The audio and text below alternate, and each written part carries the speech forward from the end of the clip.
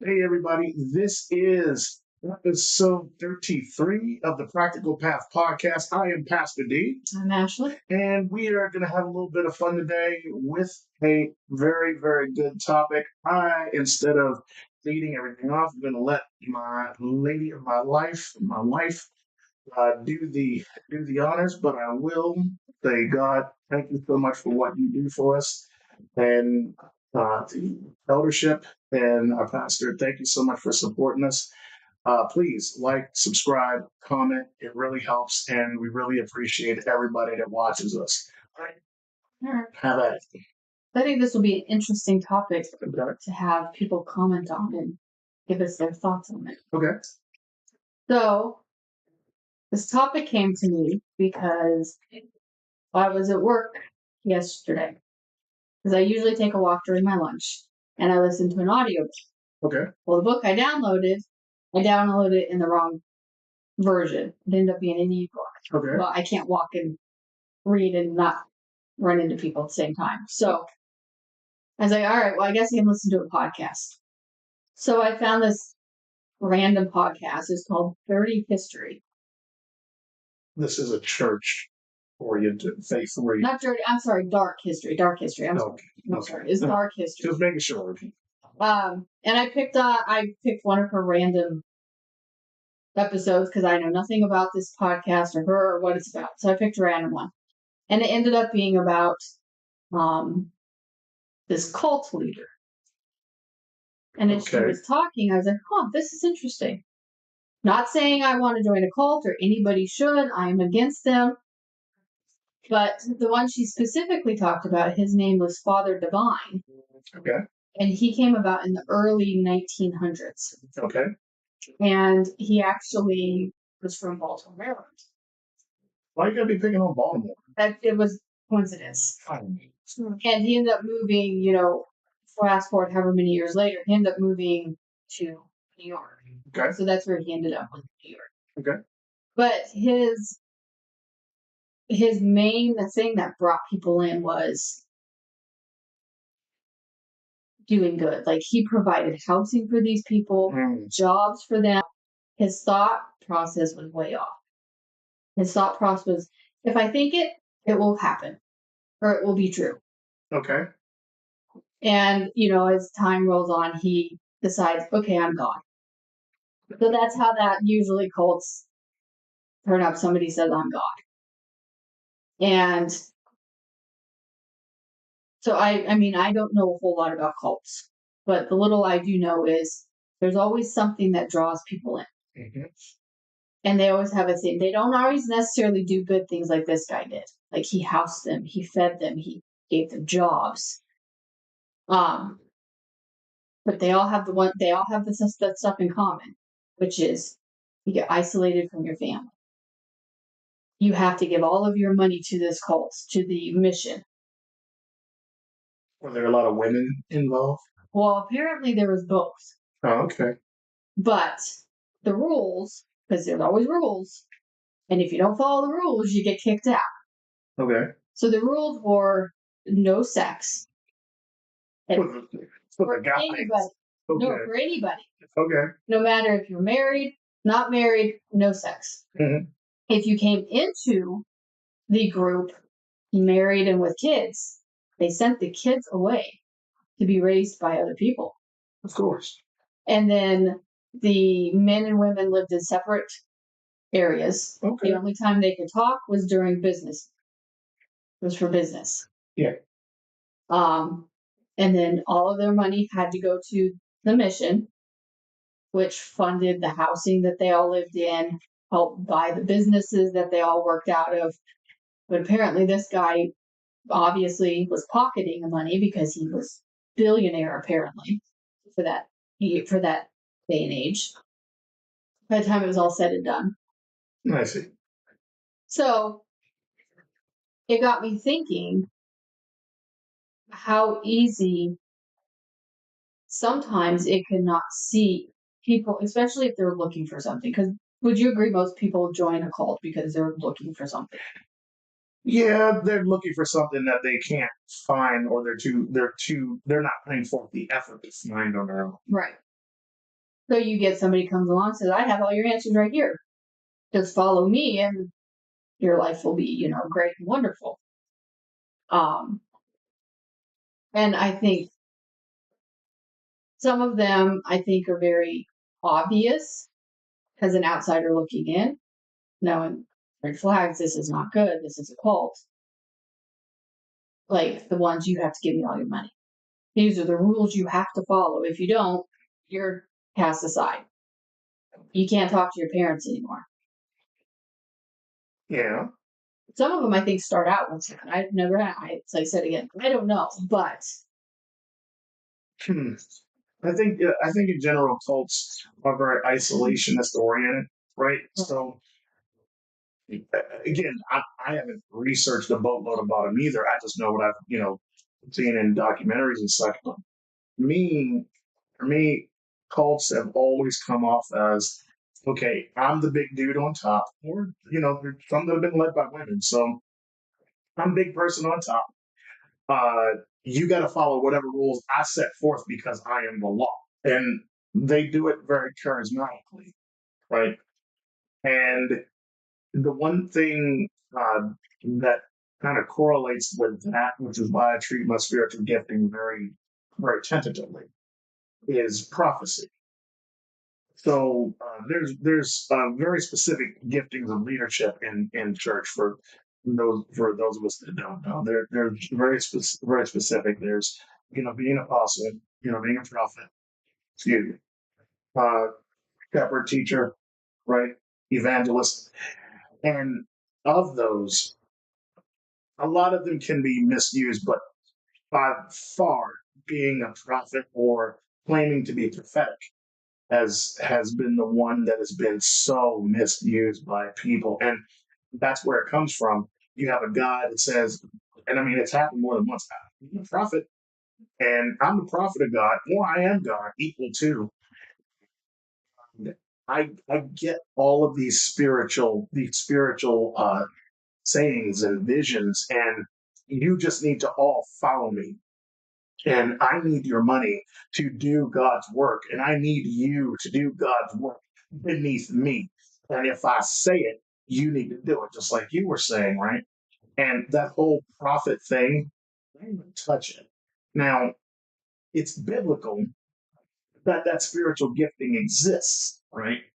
And my approach to it is very tentative. I'm operating in it now. I'm operating it now with authority because I've researched and I've studied it, and I've prayed about it. But at the same time, these people that are forming these cults, they have the same mentality. Dude, even the folks where it all ended tragically, where quite a few of them ended up just mass suicide, or inside of a house, or a bunker. And these people, I think, self brainwash long before they get to the one that's going to do the mass brainwash. right. And that's where I think that's where they're already not in a very good spot. Right. And these people take advantage of them. And I guess my point is I wanted to mainly, I guess, focus on for our followers because the people called to reach are the ones not necessarily already brainwashed or whatever, but you might be looking for something Yeah. and lost and you're not sure what that is. And I guess we just don't want you to fall into the wrong group, the Yeah. wrong church, whatever you want to, whatever title you want. Church, trend, cult, Yeah. belief system. Right. I think you're on firm ground here because for folks that are already lost, um, for folks that are seeking, right, they could look at any charismatic person and say, okay, that's a person of God. That guy I want to follow. I can agree with enough of what they say about the Bible where I'm going to follow them. And then their study and their consideration of things stops. As far as they're concerned, I'm just going to blind follow. And that's quite a few people. They take their word as Bible. Yeah, as biblical. And we're not those people. Okay? The way that we operate, and this is just based on our faith, we say Listen to what we say. If your heart's open to it, test it. If your heart's open to it, your mind's open to it, say about it. Listen to what God has to say on what we're going to say. We're telling you, go look in the good book, find what we're telling you. You know, find someone that is spiritually sound and test what we're saying. You know, it should be tested. It should be questioned. I don't expect anybody to follow me blindly. Do the good Lord. Don't do that.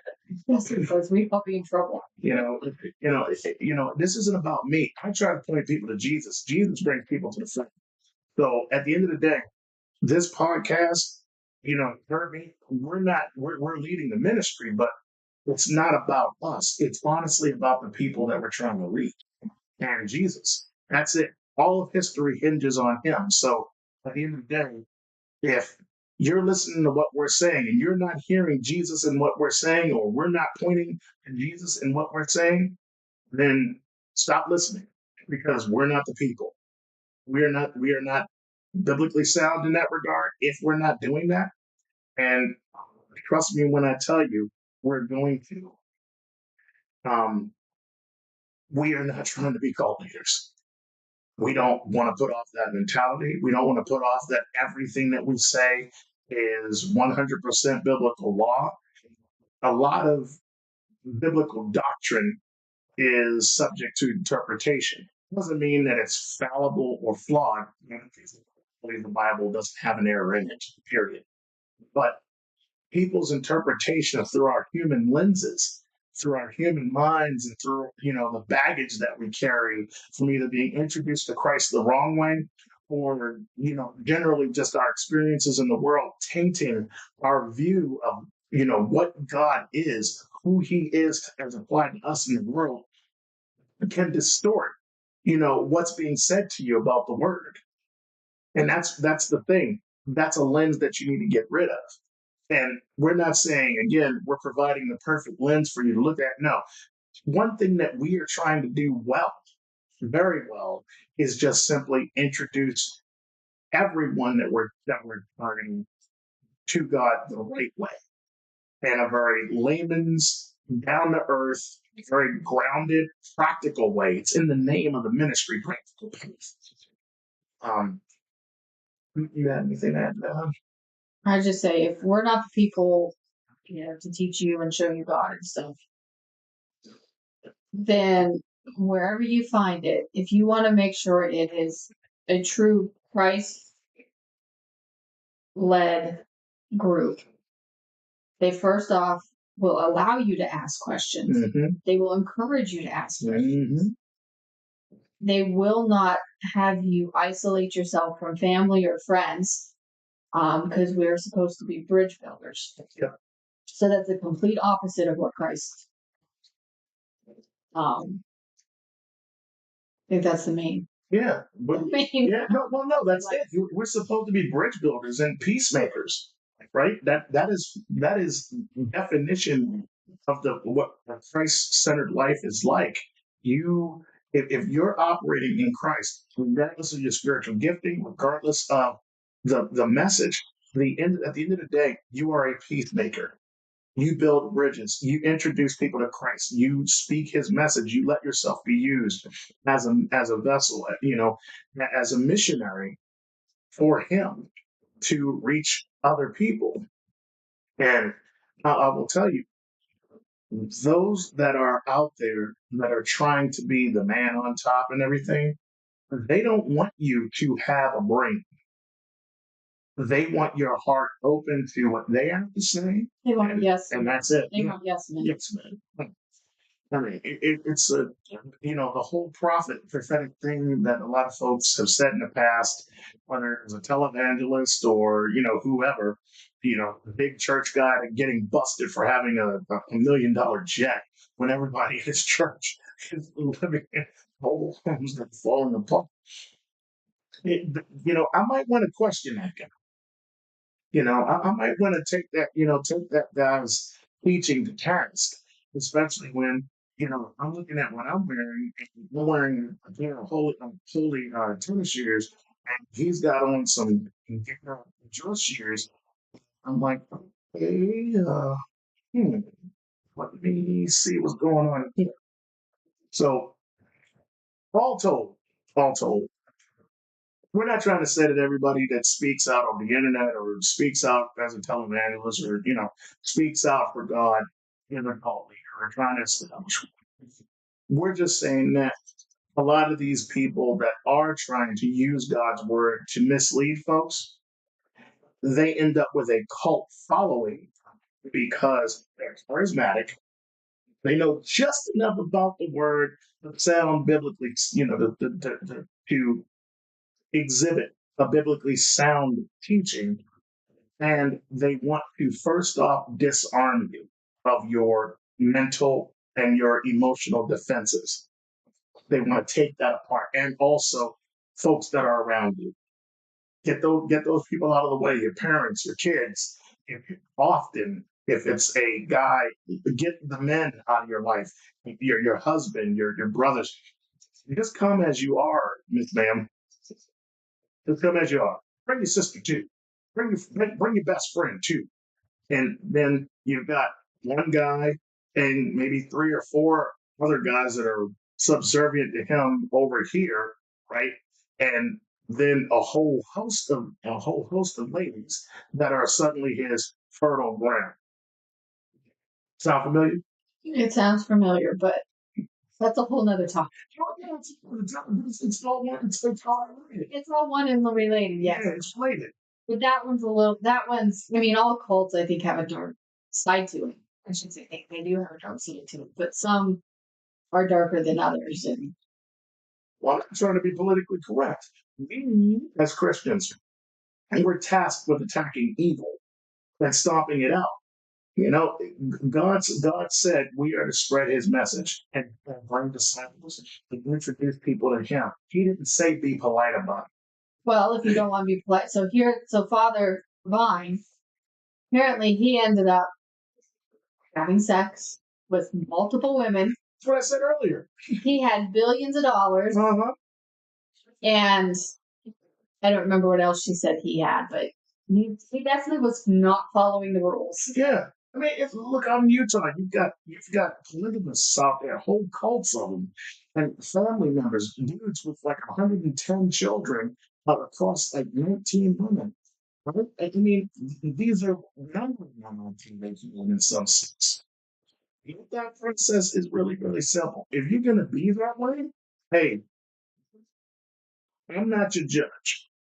I'm going to judge you, but I'm not your judge. And the reason why I say I'm going to judge you is because I don't mess around with saying, oh, we're humans and we're not supposed to.